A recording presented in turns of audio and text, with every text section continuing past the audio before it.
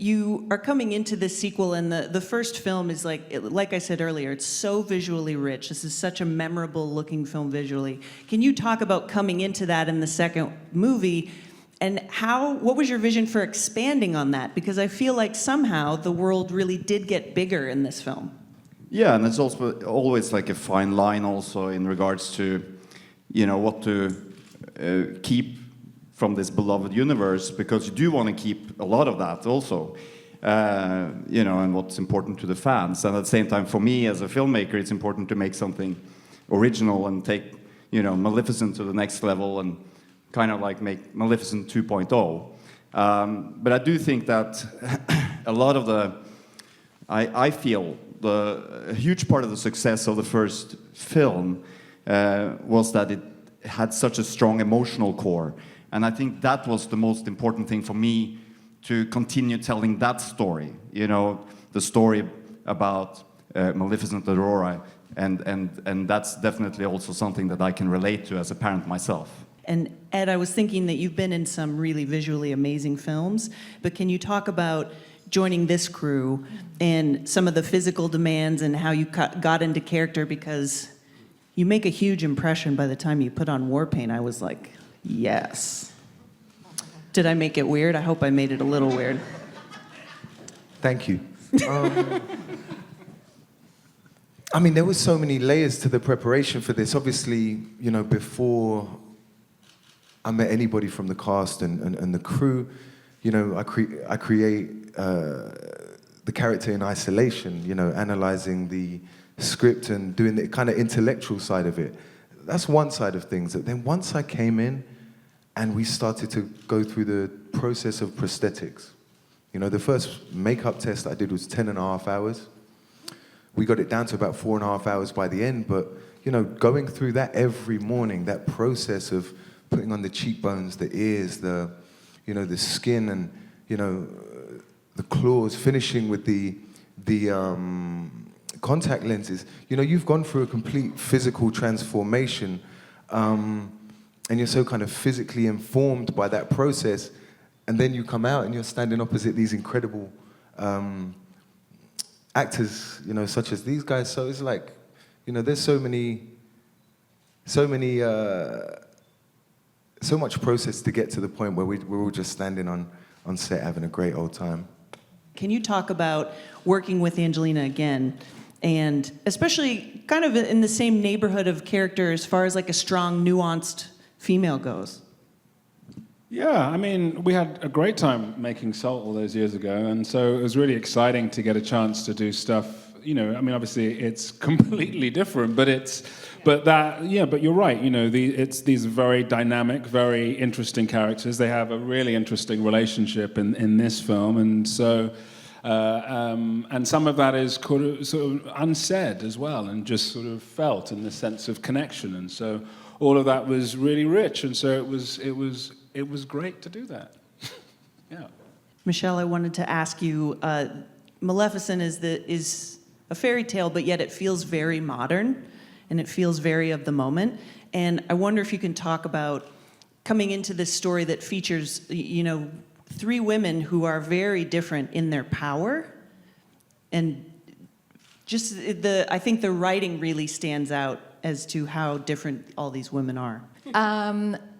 So, yeah, I think that's one of the interesting things about this film is, yes, it is a fairy tale, but at the same time, it isn't it's a very unusual fairy tale. It's what I loved also about the first film. It was so surprising, and it, it just didn't, what I loved is that it kind of played in this gray area, and it talked about, good versus evil, and in that we all of us have a little bit of everything in us, and I think in terms of strength and how that manifests itself, and it's differently in everyone. And one of the things we loved about, for instance,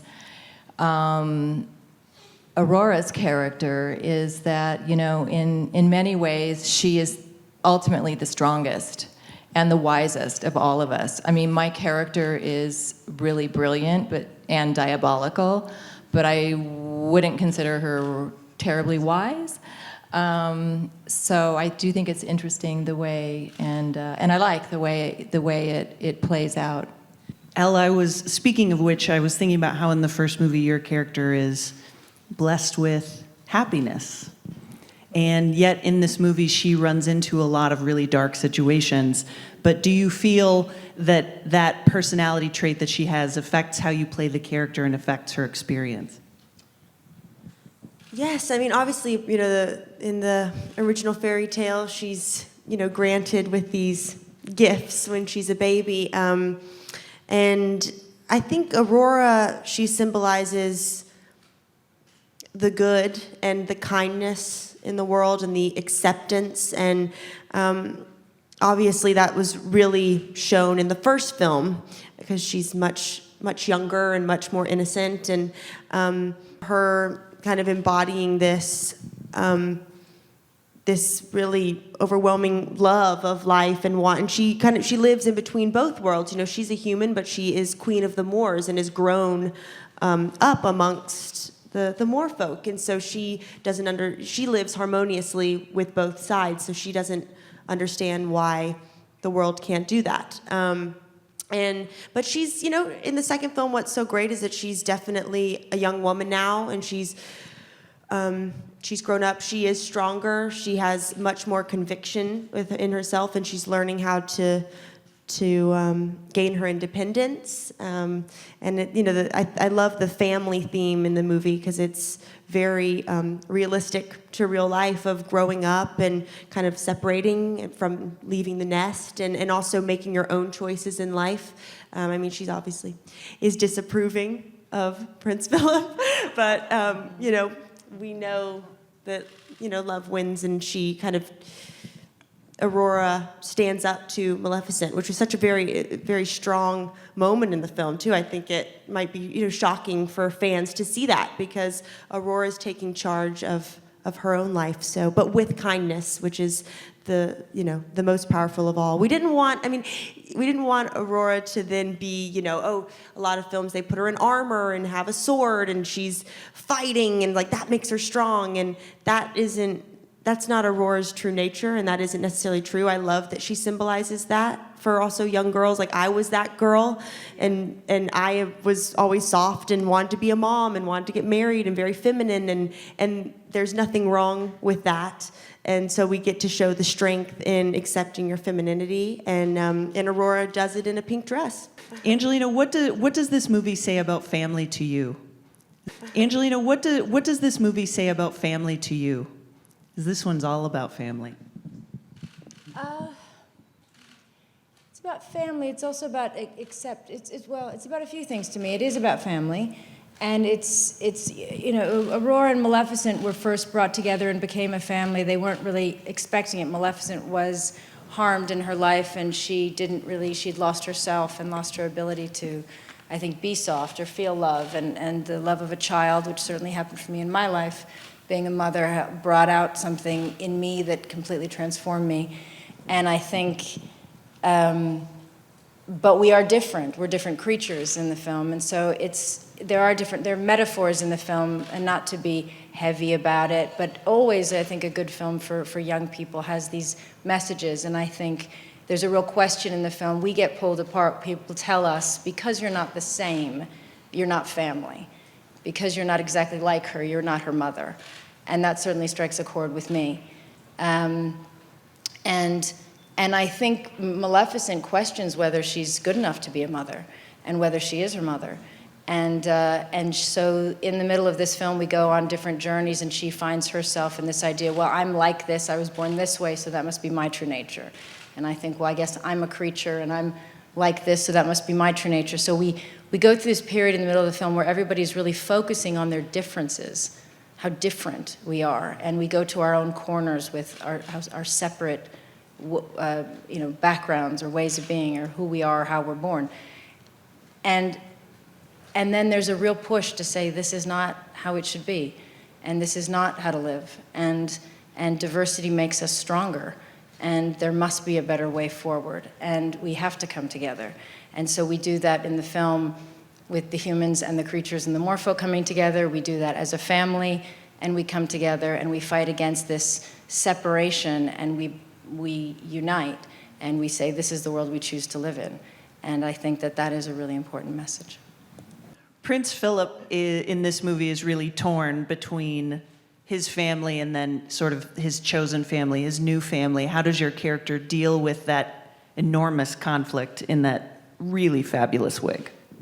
Thank you. It's difficult because we sort of open on him in this like pre-existing mindset that Ulster, the kingdom, and his family are sort of living in, and they're at a more mature level in their relationship when you want to start making sort of choices for yourself and leading a new way forward. So it's sort of coming up against that, and it's difficult when you're going up against your own sort of parents as well. So I think that's something that he struggles with continuously, and then along with Aurora, we sort of strive for change and just try and support that. And Sam, Diaval has such a unique relationship with Maleficent. Can you talk about the evolution of that relationship in this film, as well as like what's the behind the scenes, like when you, because I remember seeing in the behind the scenes of the first film, flapping your arms and running out of a scene, like ducking down because you're poof turning into something else. But tell us about that evolution for this film. Well, one of the things I really enjoyed about the first one was the sort of the bickering that we had between one another. And I think I imagine that's developed over the last 6 years. We've become the sort of surrogate parents of Aurora. And Diaval is sort of one of the only ones who is brave enough to contradict her in some of her behaviors or suggest, you know, means of being more polite or how humans behave. And we had a lot of fun playing this sort of thing. Joachim, let's talk more about this new land that we're seeing, the land of the Fae. Can you talk about the process of creating that world? What were some of your initial ideas that came to life? Yeah, no, I think it was important for us to you know, create a bigger universe for this movie, and in that sense, this is, you know, Maleficent's being thrown into exile and discovers that she's not the only Dark Fae, and that universe and their nest of origin, so to speak, took a lot of planning, a lot of meetings, and a lot of amazing artwork. And I think the big inspiration for me and for us was probably nature. You know, that the Dark Fae is somewhat representing nature, and in that sense, we used the different biomes that you find in nature, and created groups within the Dark Fae, within the Maleficent, so to speak. You know, there were tundra, there were forest, jungle, and desert, and everything became centered around that and designed around that, and also their habitats in the nest that they are living. Please give it up for Ed Skrein, Chiwetel Thank you very Ejiofor, much, everyone. Thanks for Michelle coming. Pfeiffer, Angelina Jolie, Elle Fanning, Harris Dickinson, Sam Riley, and Joachim Rønning.